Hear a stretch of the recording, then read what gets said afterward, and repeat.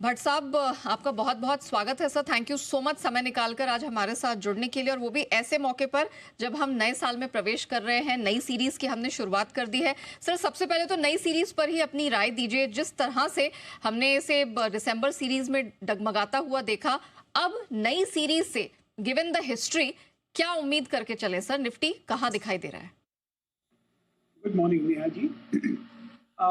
मुझे लगता है शायद ये जो वोलेटिलिटी हमने देखा जो इस महीने में, वो शायद और एक दो महीने भी चालू रहे तो कोई नई बात नहीं होगी। मार्केट अभी भी थोड़ा थका हुआ लग रहा है। शायद अभी दो वैल्यूएशंस प्राइसेस करेक्ट हुए हैं और valuations have become a lot more reasonable.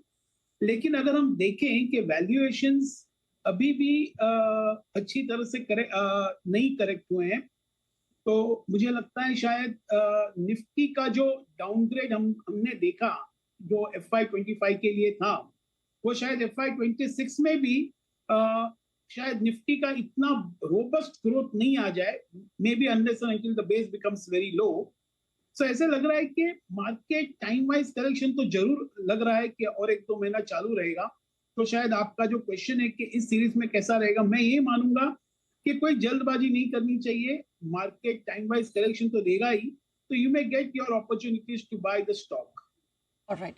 अच्छा सर, नॉर्मली ये जो समय होता है टिपिकली हर साल ही हम देखते हैं कि एक प्री बजट रैली है, उसका अच्छा खासा सपोर्ट मार्केट को मिलता है। और इस बार जो एक दूसरा फैक्टर है वो है ट्रम्प साहब की ताजपोशी। अब जब उन्होंने इलेक्शन जीता था उसके बाद ही हमने देखा कि बहुत सेलिब्रेशन का माहौल हो गया था इंटरनेशनल मार्केट में। और अभी भी देखा जाए तो डाउ संभालने की कोशिश कर रहा है। टेक रैली का पूरा पूरा सपोर्ट नैस्डैक को भी मिलता हुआ दिखाई दे रहा है। तो ये दो फैक्टर, एक तो 20 जनवरी ट्रम्प साहब की जो वो अपना पदभार संभालेंगे, एंड प्लस बजट से पहले की रैली। सर, ये किस तरफ जाती हुई दिखाई दे रही? कितना फायदा हमारे मार्केट्स को इस समय मिलेगा? क्या अपॉर्चुनिटीज हैं? ये जो दो चीज आपने जो बताया, जिसको हम रडार पे जरूर रखना चाहिए, उसके बावजूद मैं और एक कहूंगा कि there is third angle, that is how the currencies are likely to behave in the coming months. तो ये तीनों को देखते हुए ऐसा लग रहा है कि शायद वोलेटिलिटी बरकरार रहेगी। We will see intermediate big pre budget rallies.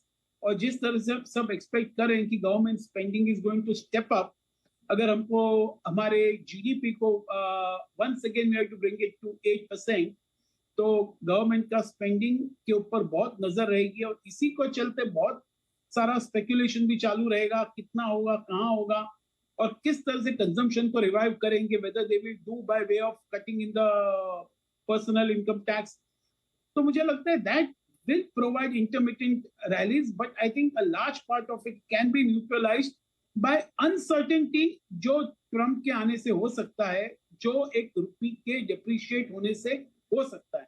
मुझे लगता है ये दो तीन चीज शायद एक दूसरे पे अच्छी तरह से हावी रहेंगे। Okay sir, now that you mention, हम देख रहे हैं लगातार आज 8वें दिन रिकॉर्ड लो रुपए ने यहां पर छुआ है। डॉलर इंडेक्स में स्ट्रेंथ का भी प्रेशर है, ट्रेजरी यील्ड्स का दबाव यहां बनता दिखा है, एंड ऑफ कोर्स हमने देखा है जिस तरह से एफआईआईज की निकासी हुई है कंटिन्यूअसली, उसका भी दबाव यहां पर हमारे मार्केट्स को झेलना पड़ा है।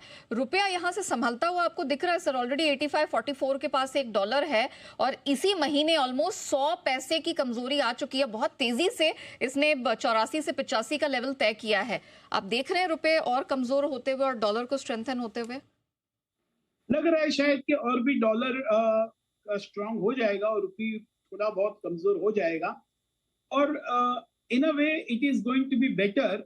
मैं ये नहीं मानता कि weaker rupee promotes exports in a big way, लेकिन फिर भी अगर हम ओवरऑल हमारे नेबरिंग कंट्रीज को देखें, चाइना को देखें, सबको देखें, तो falling rupee will still help us somewhat in an overall global scenario. लेकिन उसके उसके चलते ही काफी सारा इन्फ्लेशन का प्रॉब्लम आ जाता है। तो मुझे लगता है ये रुपी अभी भी शायद स्टेबलाइज होने में अभी भी वक्त है, अभी भी टाइम है। यहाँ से भी थोड़ा बहुत हम्म। डिप्रिशिएट हो सकता है। ओके। अच्छा सर, सिंस आपने मेंशन किया कि यहाँ पर सरकार की एलोकेशंस देखी जाएगी, प्लस हमने ऑफ लेट देखा कि जो बैंक्स के अर्निंग्स निकल कर आई वो कंपैरेटिवली दूसरे सेक्टर्स के मुकाबले बेहतर रही है। अब आपको सेक्टर वाइज क्या पसंद आ रहा है सर गोइंग फॉरवर्ड? मुझे लगता है जहां तक बैंकिंग सेक्टर है, I will consider that to be more of a defensive sector. और उसी तरह से मैं समझूंगा कि एक आईटी सेक्टर में थोड़ा बहुत I think there can be some momentum with depreciating rupee. और जहां तक जो वॉल्यूम ग्रोथ है आईटी में, वो मुझे लगता है काफी हद तक वो प्राइस्ड इन हो गए हैं, जो वीक वॉल्यूम ग्रोथ थे। तो एक आईटी सेक्टर में ध्यान देना चाहिए। लेकिन अदरवाइज देखें तो हेल्थ केयर और ये फार्मा में एक once again I think this year it will be good for health care and pharma. और they are also coming back in a strong way. And I would say that something to do with infra, जैसे कि last October होगा। मुझे लगता है ये तीन चार सेक्टर में जरूर ध्यान देना चाहिए। और कैपेक्स सेक्टर इज थोड़ा बहुत I think has come in cloud. जिस तरह से सीमेंस ने अपनी राय दी on the capex slowing down. So I think this capex sector is something which we like, लेकिन I would like to pause for a while on that. Sir commodity पर कोई व्यू बन रहा है सर, गोल्ड पे, metals पे या फिर क्रूड पे? अभी हमने जिस तरह से गोल्ड को आउट परफॉर्म करते हुए देखा, बहुत ही बेहतरीन रिटर्न्स कमा कर दिए, कच्चे तेल का माहौल थोड़ा डामाडोल रहा, कोई कमोडिटी है जिस पर आप व्यू रखते हैं? नहीं, जनरली हम ऐसे नहीं रखते, लेकिन फिर भी जिस तरह से वातावरण अनफोल्ड हो रहा है, तो ये प्रेशियस मेटल्स जरूर एक will be a good hiding place. अब मेरे हिसाब से थोड़ा बहुत एलोकेशन प्रेशियस मेटल में करना चाहिए, सिल्वर और गोल्ड दोनों में। इसमें काफी अच्छा रेजिलियंस मिल सकता है, या रिटर्न भी बहुत अच्छी तरह से मिल सकता है।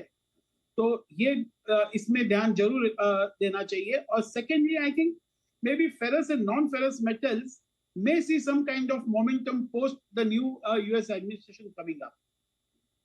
All right Bhatt sir, thank you so much अपना समय निकालकर हमारे साथ जुड़ने के लिए, बताने के लिए कि इस नई सीरीज में और आने वाले नए साल में कौन से सेक्टर्स हैं, कौन से पॉकेट्स हैं जिसमें निवेश के बेहतरीन मौके मिल सकते हैं। Thank you so much sir आज हमारे साथ जुड़ने के लिए। Always a pleasure.